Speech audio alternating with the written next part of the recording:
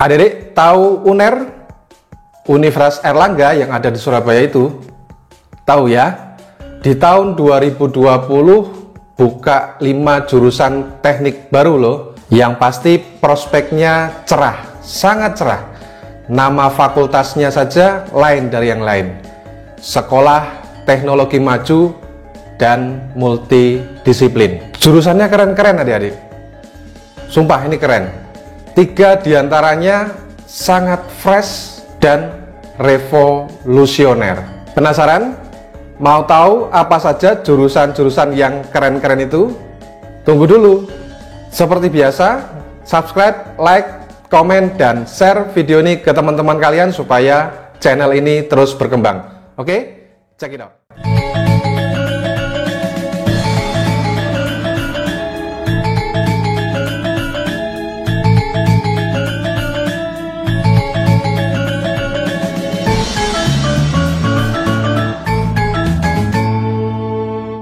Jurusan teknik baru UNER yang pertama adalah teknik rekayasa nanoteknologi ya adik-adik. Kalian tahu nano ya? Mikro, nano, jadi lebih kecil lagi. Jadi partikel yang sangat kecil, materi yang sangat kecil. Jadi di sini kalian akan mempelajari materi-materi yang berukuran nano yang ukurannya sangat kecil. Materi ini kemudian akan dimanipulasi dan menghasilkan benda baru yang sesuai dengan karakteristik yang diinginkan. Nah, salah satu produk nanoteknologi yang sudah kita kenal adalah pakaian berserat khusus yang membuat pemakainya tetap hangat dalam musim dingin. Nah, apa saja yang akan kalian pelajari ketika masuk di jurusan ini? Yang pertama adalah dasar-dasar nanoteknologi ya adik-adik. Kemudian prinsip dasar, metode sekaligus teknik sintesis dan karakteristik nanomaterial. Yang ketiga, pengetahuan mengenai kinetika dan termodinamika reaksi. Berikutnya adalah mengetahui karakteristik fisik dan kimiawi zat padat. Lalu ilmu spektroskopi yang mendasari teknik karakteristik nanomaterial.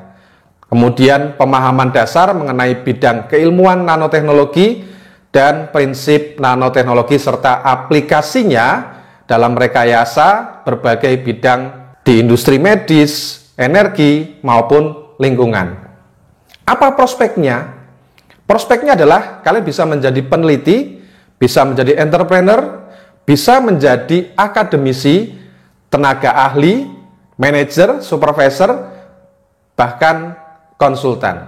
Nah, berapa banyak daya tampung yang ada di jurusan ini?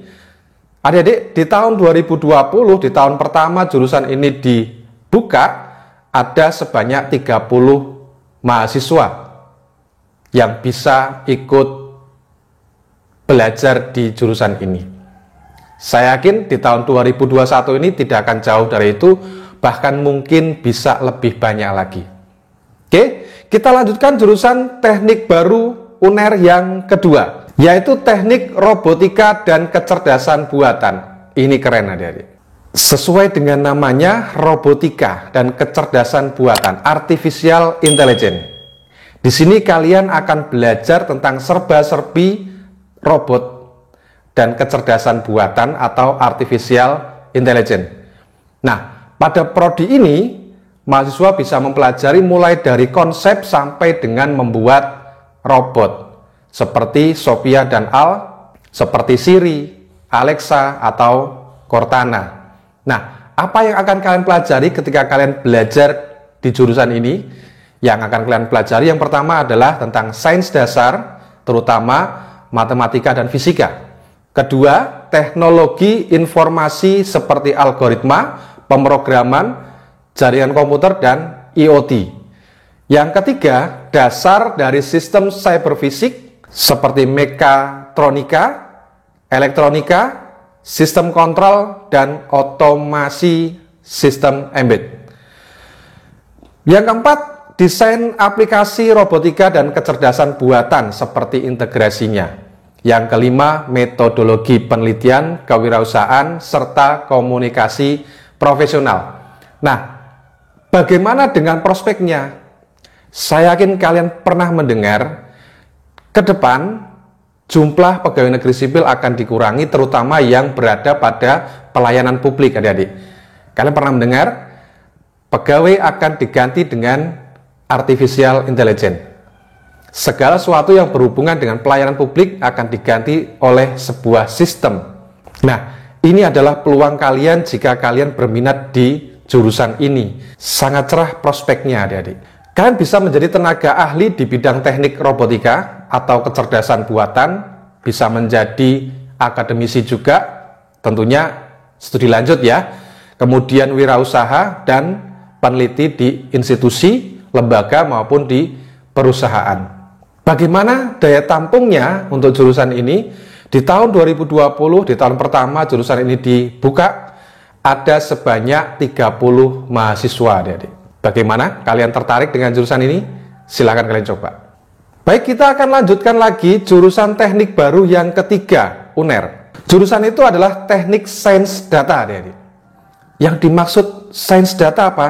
Saya yakin kalian dari nama saja sudah kira-kira bisa menggambarkan apa yang dimaksud sains data. Data science, gitu ya.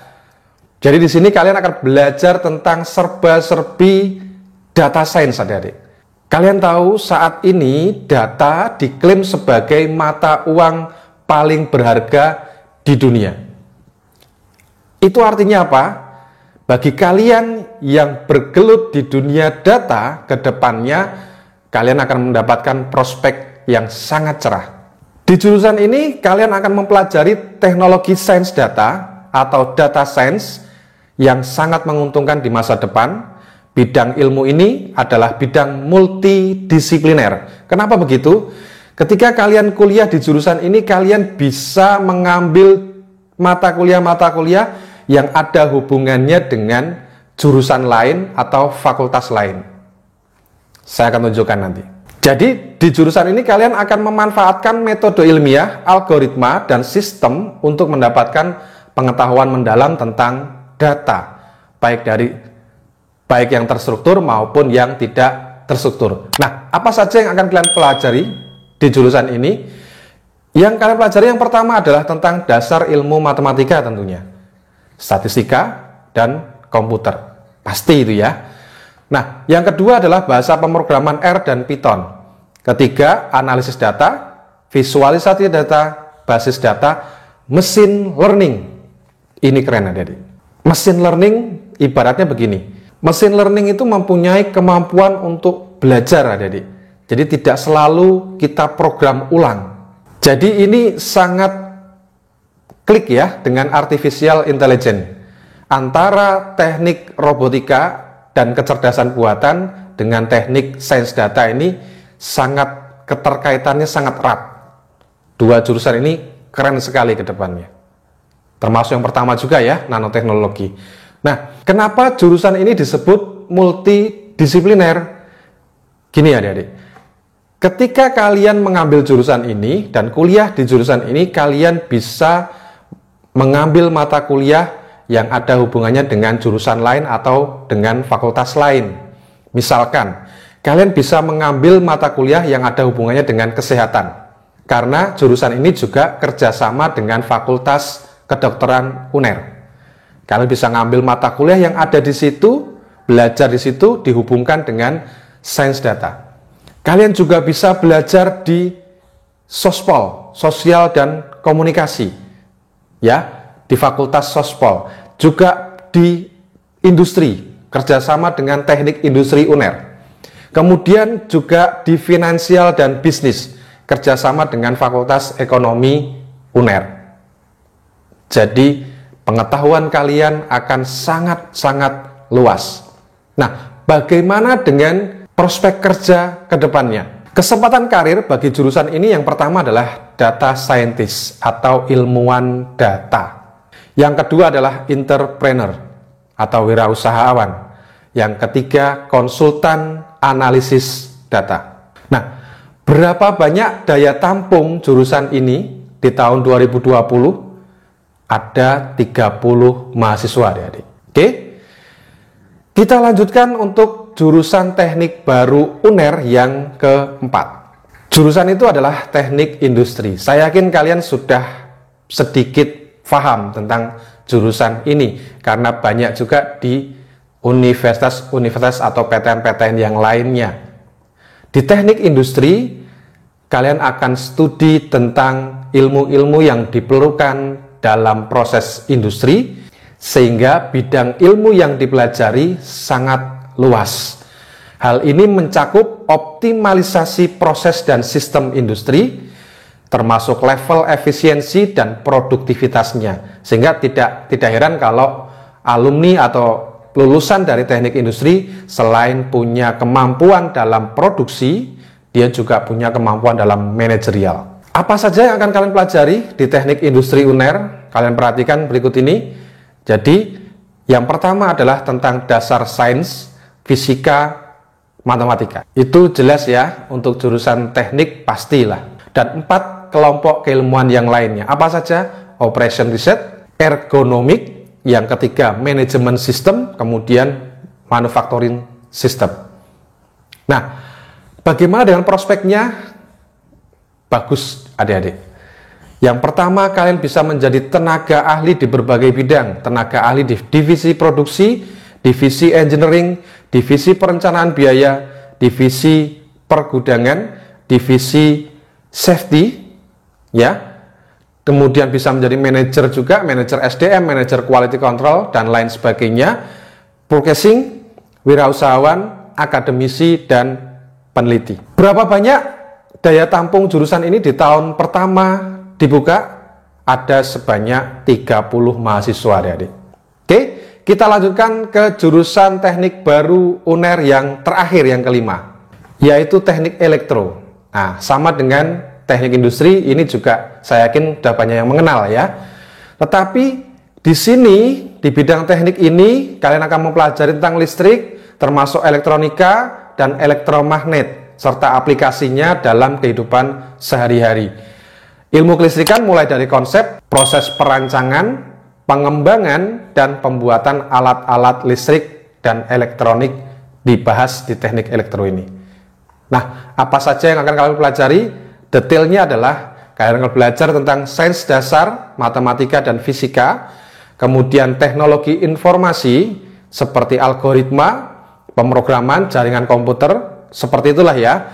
Kemudian yang ketiga, sistem elektronika, sistem kontrol dan otomasi, sistem telekomunikasi, 6 sistem ketenagalistrikan, dan terakhir metodologi penelitian, kewirausahaan, serta komunikasi profesional.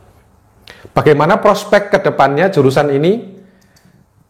Ini juga keren adik-adik.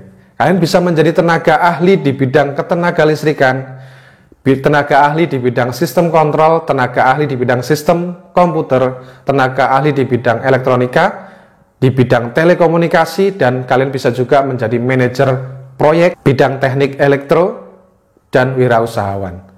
Sebagai akademisi juga bisa menjadi peneliti. Nah, demikian adik-adik 5 jurusan teknik baru UNER, Universitas Airlangga Surabaya. UNER bukanlah PTN ecek-ecek adik-adik. Versi Unirank, UNER termasuk ke dalam 20 PTN terbesar dan terbaik di Indonesia. Bagaimana? Tertarik untuk mencoba masuk jurusan ini? Kita akan jumpa lagi di info-info terbaru tentang SNMPTN, SBMPTN. Terus tonton video-video dari Primatika, dukung terus, sampai jumpa.